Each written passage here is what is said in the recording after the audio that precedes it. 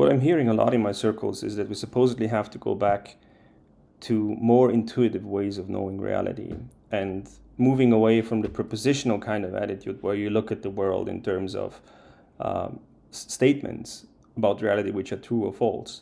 We have to go back into immediate forms of participatory knowledge about reality to actually solve the meaning crisis and to solve the major challenges that we're facing today. Now, what I seldomly hear people mention is that intuitions, on the one hand, can provide a very, very valuable source for how to act in certain situations.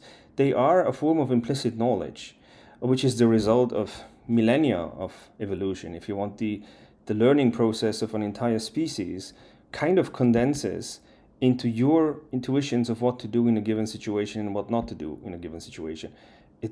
I don't know how this is possible. It's really weird because the funny thing about all of that is it doesn't even happen automatically. Intuitions don't just happen automatically, even though they're given to you, but they come as first person.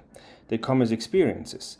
They come as a very, very strong sense, we call it intuition, of what to do in a given situation. It's not just I do it, but it is a sense for what you have to do. It's like something that's pulling you in a certain direction and you feel like you know, even though you shouldn't know, you shouldn't be able to know, yet you feel like you know what to do in a given situation. It's really weird.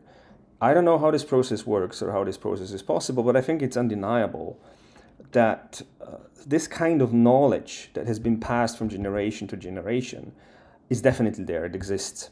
And it can also be unlearned. We can actually fail to follow up our intuitions. I read about, I think it was some kind of monkey or other creature, I'm really bad with that, where when raised in captivity, they unlearned how to mate with each other. For mating to be possible between them, the male monkey or whatever creature had to step on the female's legs for the coupling to be possible. And apparently in captivity, they unlearned doing that. So something that comes intuitive to you, and you kind of know how to do in certain social contexts, you might unlearn. And we see this happening a lot in the human sphere. Many things that come intuitively to you of how to do, to other people are not really there, and not as obvious and not as intuitive. Even a simple thing as how, for example, how do you console somebody? What do you do? I mean, some of us struggle. We don't know what to do. Like, what's the exact formula for what to do in a given situation like that? It's really weird. Other intuitions, like, for example, that in a given situation, if you want to discipline your children, you use violence. It's a very, very strong intuition. It's a very broadly popular intuition that exists across cultures, and something that you can observe in the animal kingdom as well, where animals they don't fuss around. When children overstep boundaries, they react with harshness towards that. They use kind of violence, in metaphorically speaking here. Some of those basic intuitions we override and we don't act upon, even though they're there. And I think that's giving us already a hint and a clue that intuitions are helpful in certain contexts. They even can give you a sense, maybe, I believe, for what kind of flower to pick to get high. I don't know. Maybe you might have the right intuition for what to do in such a given context.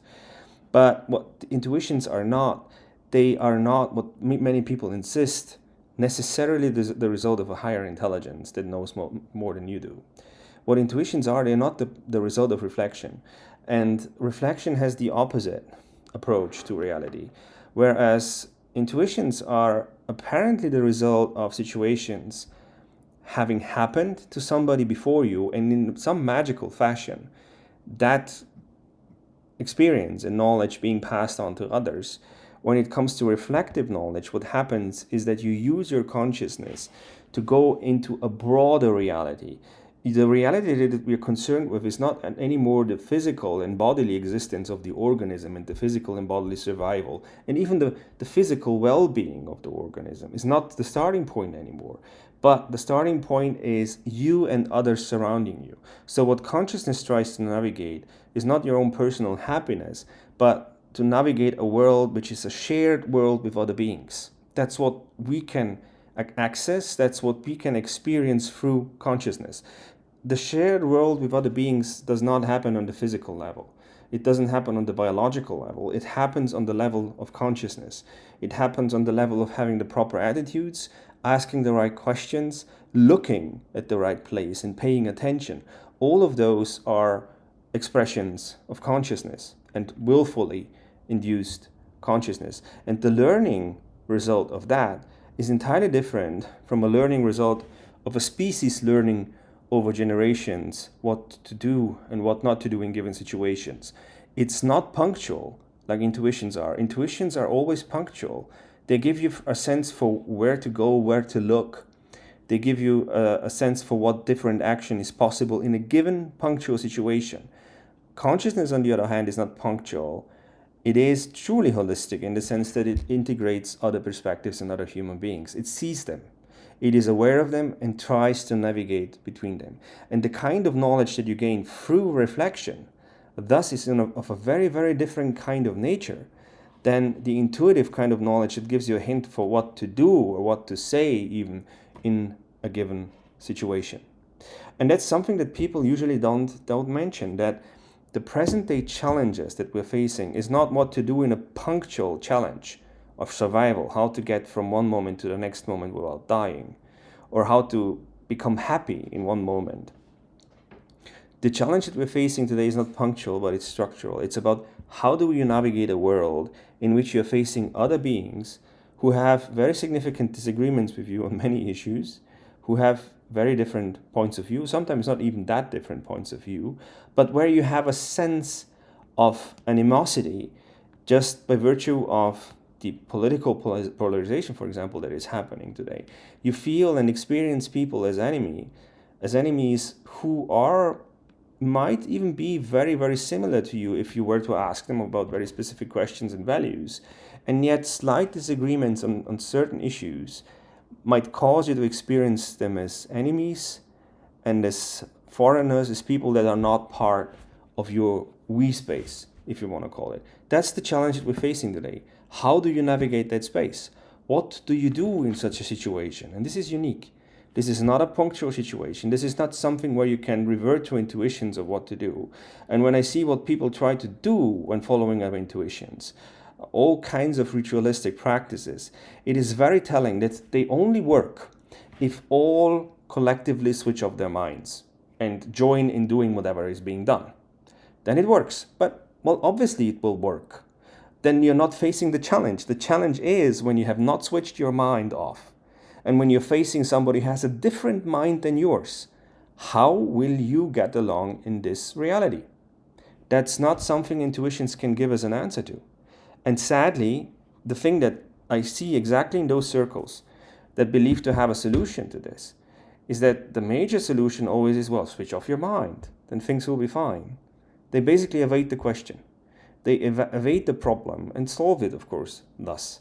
By simply switching off your mind, obviously you will find embodied union with other people. That's not very difficult. I mean, it's not very difficult to get drunk with other people and feel union with everybody. That's like, okay, but what happens when you're sober? What do you then do? And realize you're significantly different.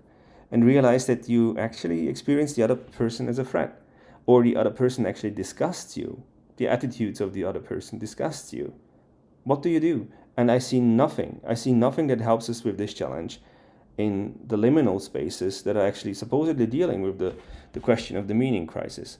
They are systematically avoiding the problem and simply forcing us into situations where we can avoid the problem from the start and not really face on.